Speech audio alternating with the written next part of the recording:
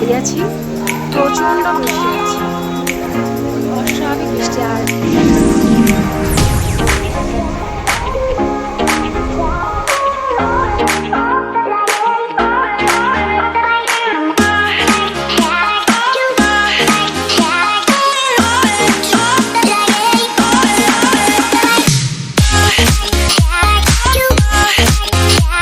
আজ অনেকদিন পর এই শাড়িটা বের করলাম, আর তার সাথে এই ব্লাউজটা পরবো। এই শাড়িটা হচ্ছে আমার খুব ফেভারিট একটা শাড়ি, আর তার সাথে এই ব্লাউজটা।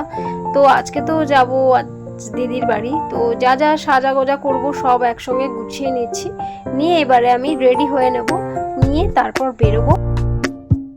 হ্যালো এভরিওয়ান, সবাই তোমরা কেমন আছো? যে যেখান থেকে আমার ব্লগটা দেখছো সবাই আশা করি খুব ভালো আর সুস্থ আছো। তো চলে এলাম আরেকটা নতুন এপিসোড নিয়ে, রেডি হয়ে বেরোচ্ছি, এখন যাচ্ছি ব্যান্ডেল। তো আমি এখন চলে এসেছি মেট্রো স্টেশনের সামনে, এখনও অবধি এসে পৌঁছায়নি, আমরা যাব ট্রেনে করে। তো এখন ও আসলে বেরোবো, আকাশ তো ভীষণ খারাপ।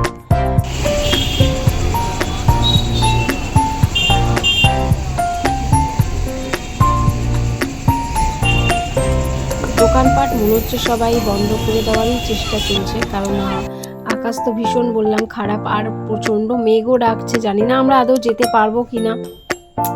তো অনেকক্ষণই হলো, অভি বললো এক্ষুনি আসছে, তো এখন দেখো বলতে বলতে ও এসেও গেছে। যাই হোক, চল এখন যাব আমরা হাওড়া স্টেশন। তো চলে এসেছি অটো করে স্টেশনে। অটো করে আসলে কি হয় না, খুব তাড়াতাড়ি আসা যায়, রেল স্টেশনের একদম প্রায় মুখের কাছে এসে নামিয়ে দেয়। এখন করব টিকিট। তো আমি অভিকে বলছি বাড়ি চলে চলো, আমরা মনে হচ্ছে না আজকে যেতে পারবো দিদির বাড়ি। অ্যাকচুয়ালি যাচ্ছি আমরা দিদির বাড়িতে, কিন্তু মনে হচ্ছে না হবে, কারণ এত আকাশ ডাকছে, জানি না ট্রেনও পাবো কিনা। আজকে এমনি রবিবার, ট্রেন খুব কম থাকে, কিছু ট্রেন ক্যান্সেলও থাকে। আর এই হলো হাওড়া স্টেশনে যাওয়ার রাস্তা। দুদিকে দেখো জামা কাপড়, সানগ্লাস, ভীষণ অনেক অনেক জিনিস বিক্রি হয়। তো অনেকে হয়তো জানবে, যারা হাওড়া স্টেশন এসছো তারা অবশ্যই জেনে থাকবে। তো এখন চলে এসেছি আমরা এখানে কাউন্টারে। তো ওই সাইডটায় অনেক ভিড় ছিল। তো যাই হোক, এখন টিকিটটা কেটে কোনো রকমে দেখলাম ট্রেন দাঁড়িয়ে আছে, দৌড়ে দৌড়ে তো ট্রেনে দেখো উঠছি। তো চলো এখন উঠছি, এখন কখন ছাড়বে ঠিক নেই, কারণ 5:06 হচ্ছে টাইম। তো আলটিমেটলি এখন অনেকক্ষণ বসে এই হচ্ছে ট্রেন এখন ছাড়বে করছে, হুইসেল দিয়েছে। এখনও আমি অভিকে বলছি চলো আমরা বাড়ি চলে যাই, কারণ আমরা যেতে পারবো না বলে মনে হচ্ছে। যাই হোক, অভি বললো চলো না, যদি না যেতে পারি আবার নয় পরের ট্রেনে ব্যাক করে চলে আসবো। তো যাই হোক, দেখো আমরা এখন বসে বসে তো বোর হচ্ছি, কারণ অনেকটা দূর ব্যান্ডেল স্টেশন, যেন আসতেই চায় না হাওড়া থেকে। অনেক কথা বলতে বলতে বেশ ভালোই লাগছিল। তো এখন পেয়ে গেছে একটু জল পিপাসা। আর ট্রেন দেখো এত আস্তে আস্তে যাচ্ছে যে, কিন্তু এই ট্রেনে দেখলাম যে কিছুই আজকে উঠিনি। যাই হোক, কী আর করবো, আমার ট্রেনে উঠলে একটু বাদাম ভাজা খেতে অবশ্যই ভালো লাগে। অনেক সময় এখন গরম পড়ছে, শসা কিনতে পাওয়া যায়, বেশ নুন লঙ্কা মাখিয়ে হেভি লাগে খেতে। তা এখন দেখো ট্রেনের একটু স্পিডটা বেড়েছে, তো এখন কিনে নিলাম একটা জলের বোতল। তো এত ঠান্ডা এই জলটা যে খাওয়া সম্ভব তো, ওই বলছে আমি হাতে ধরে থাকলে হাতের হিটে একটুখানি যা গরম হবে তাও পরে তুমি খেতে পারবে।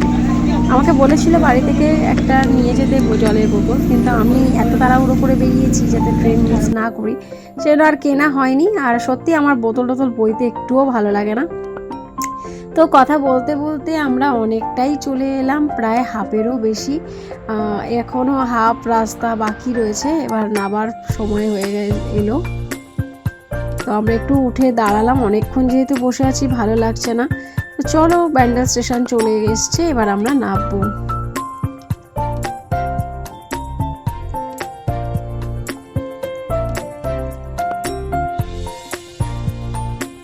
ব্যান্ডেল স্টেশন ঢুকতেও বেশ অনেকটাই টাইম লাগে। তো এবার আমরা নেমে গেছি, নেমেটা এখনো প্রচণ্ড আকাশ ডাকছে, প্রচণ্ড।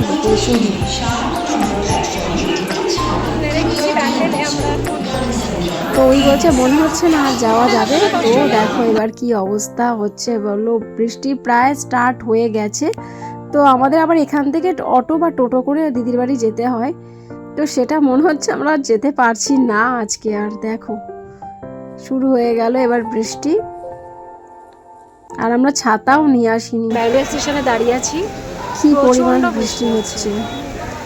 অস্বাভাবিক বৃষ্টি। আর তো অলরেডি এখানে অনেকটা দেরি হয়ে গেছে, আর সবাই এই স্টেশনে দেখো বলা কাওয়া করছে যে আর ট্রেন নেই, এখন অনেকক্ষণ পর ট্রেন। তো ওই বলছে তাহলে আজকে দিদিদের ফোন করে বলে দিই যে আজকে আমরা আর ওদের বাড়ি যেতে পারছি না, নেক্সট টাইম আবার আসবো। আর ওই খুব মজা করছে, জল নিয়ে খেলছে। যাই হোক, আর স্টেশনে তো প্রচণ্ড ভিড়, মানে এত ভিড় বলার বাইরে। আর সেরকম যেরাম বৃষ্টি সেরাম বিদ্যুৎ চমকাচ্ছে।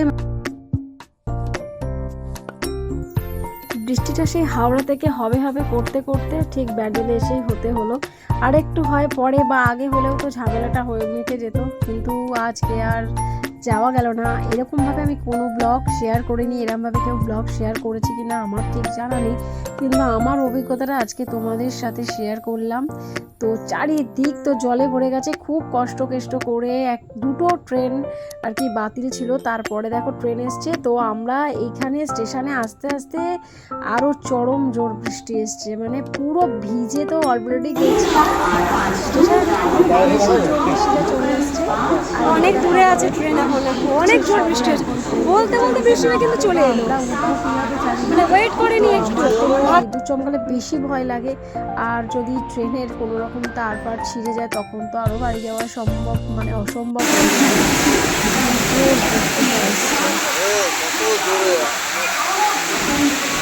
যেরকম বৃষ্টি সেরকম তার সাথে হাওয়া দিচ্ছে।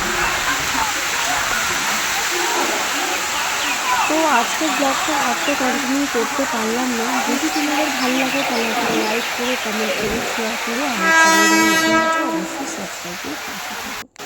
দেখা হবে অন্য একটি আবার এপিসোড নিয়ে। এখন সবাইকে টাটা, সবাই খুব ভালো থেকো আর সুস্থ থেকো। ওর জন্য গুড নাইট।